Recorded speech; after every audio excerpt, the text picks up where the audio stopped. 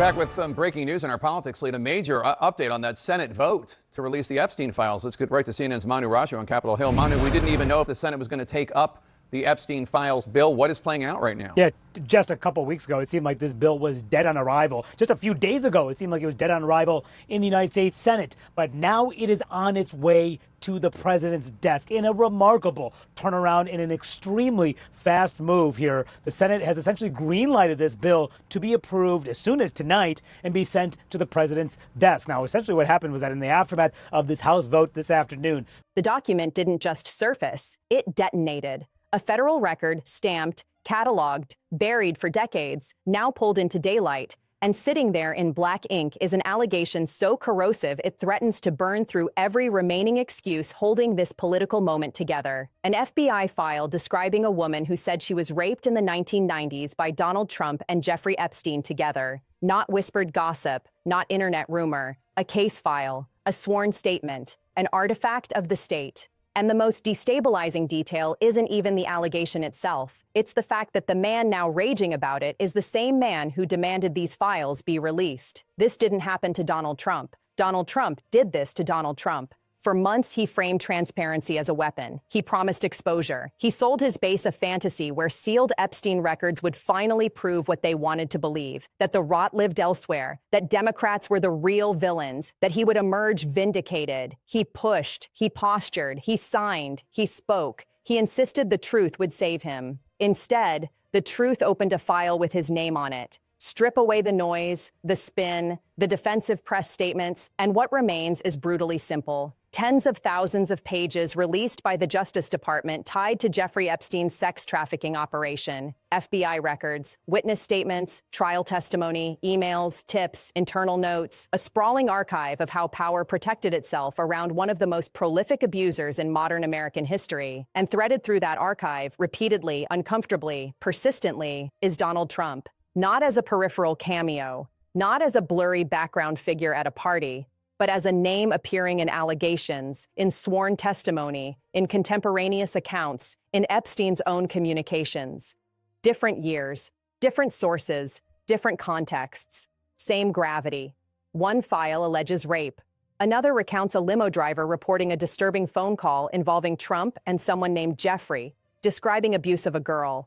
Another records testimony from a woman who, at 14 years old, says Epstein presented her to Trump at one of his properties, framing her like inventory, nudging, asking if she was a good one, and Trump allegedly responding with a smile and a nod. No physical assault alleged there, but something arguably more revealing: normalization, comfort, familiarity with the language of exploitation. Then there are emails attributed to Epstein indicating Trump knew about the girls. 4 words that don't require much interpretation when written by a man whose entire criminal enterprise revolved around trafficking minors to powerful men. Each document on its own might be contested, questioned, diminished. That's how plausible deniability survives. But taken together, they don't form coincidence. They form pattern. And pattern is where this stops being scandal and becomes threat.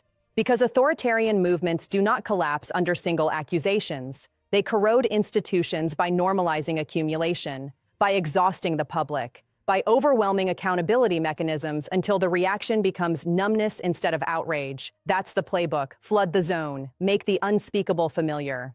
This is not about whether every allegation can be proven in court tomorrow. That is not the only standard that matters in a functioning democracy. This is about whether the man demanding power over the Justice Department, the military, and the constitutional order is credibly entangled in the darkest criminal network of elite impunity this country has ever documented. The Justice Department knows the danger here, and you can see it in their posture. Release paired with retreat, transparency paired with disclaimers, warnings that some allegations are unverified, that some tips went nowhere, that some claims were never substantiated. This is bureaucratic self-preservation, and it's understandable. They are trying to obey disclosure mandates without detonating the system. But here's the problem. The state does not get to selectively contextualize its own archives once they're public. Once a document exists, once it's released, it becomes part of the historical record. And history does not care about press releases. An FBI case file alleging rape involving a sitting or former president is not neutral information. It doesn't disappear because prosecutors didn't pursue it decades ago. It doesn't evaporate because a witness is deceased. It becomes a permanent question mark hanging over legitimacy. And legitimacy is the only currency democracy runs on. Trump's immediate response tells you everything: denial, rage, claims of partisan warfare, accusations of smear, simultaneous insistence that transparency must continue. It's cognitive dissonance weaponized. He cannot oppose the releases without contradicting himself, and he cannot embrace them without self-destruction. So he oscillates. He attacks the documents while defending the process. He dismisses the allegations while clinging to the narrative that only his enemies have something to hide. This is not confidence. This is containment failure. Zoom out, and the pattern sharpens. This is the same man who bragged on tape about sexual assault and dismissed it as locker room talk. The same man who publicly praised Epstein as a terrific guy who liked women on the younger side. The same man photographed repeatedly with Epstein over years. The same man whose social and financial circles overlapped with Epstein's during the exact period these allegations are anchored. Authoritarianism thrives on selective memory. It depends on the public's willingness to compartmentalize. To say this thing over here doesn't matter because that thing over there feels more urgent. But this moment collapses those compartments. Because Epstein was not just a criminal, he was infrastructure, he was leverage, he was a node where power, money, sex, and silence intersected. Anyone deeply entangled in that world was either compromised, complicit, or dangerously indifferent. And indifference at that level is not innocence. The constitutional implications are not abstract. They are immediate and chilling. A president or presidential contender entangled in credible allegations tied to a foreign compromised trafficking network presents a national security vulnerability. Blackmail is not theoretical. Intelligence agencies across the world understand this calculus intimately. If you want leverage over a leader, you don't need proof beyond reasonable doubt. You need pressure points, and these files map pressure points in ink. Due process still matters. Presumption of innocence still matters. But due process is not a shield against political accountability. It is not a license to ignore documented risk. A system that confuses legal thresholds with moral qualification is already halfway to collapse. What makes this moment uniquely dangerous is timing. These releases are landing amid escalating institutional strain. Courts under attack, prosecutorial independence questioned, generals publicly breaking silence, allies expressing concern, domestic extremism normalized, every safeguard strained simultaneously. Into that pressure, Cooker drops a file that doesn't just accuse, but implicates. That doesn't just allege misconduct, but situates it within a larger ecosystem of elite abuse. And Trump's role in accelerating this cannot be overstated. This was not an ambush. It was a self-triggered detonation. He demanded exposure, believing the blast radius would spare him. That belief reveals either staggering arrogance or catastrophic miscalculation. Possibly both. There is also hypocrisy here so dense it's almost physically heavy.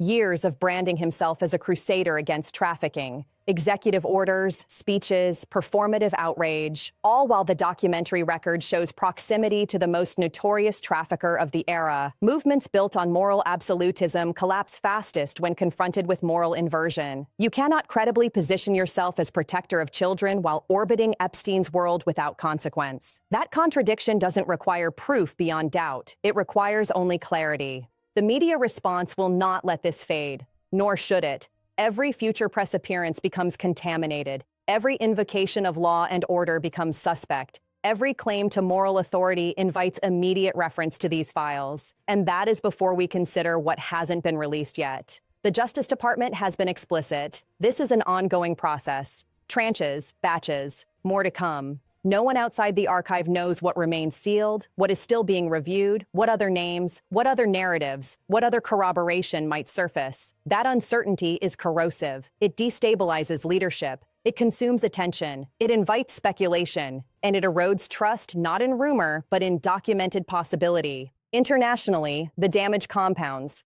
Allies do not need certainty to recalibrate trust. They need doubt. And doubt is now institutionalized.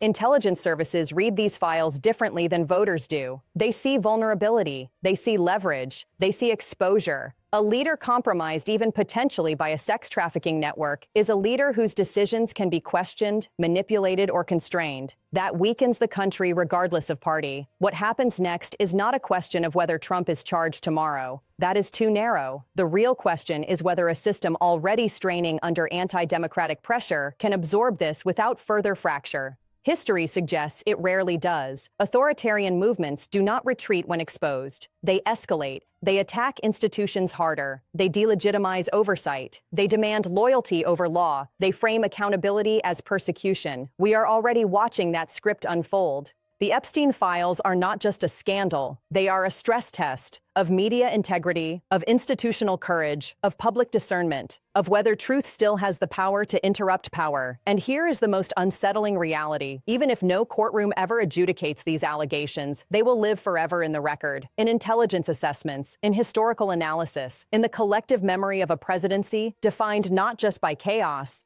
but by proximity to darkness. Donald Trump wanted transparency. He got it. Not as absolution, but as exposure. This moment will be studied. Not for salacious detail, but for what it reveals about how democracies confront evidence that threatens their own leaders. Whether they look away, whether they rationalize, or whether they finally accept that character is not a distraction from governance, it is the foundation of it. This is not about partisanship, it is about thresholds, about deciding how much documented risk a society is willing to tolerate in exchange for political comfort. And if you are not watching this closely, if you are not tracking each release, each reaction, each institutional response, you are missing the warning signs in real time. Stay alert, because history does not announce when it is crossing a line. It just leaves records behind and waits to see who is paying attention.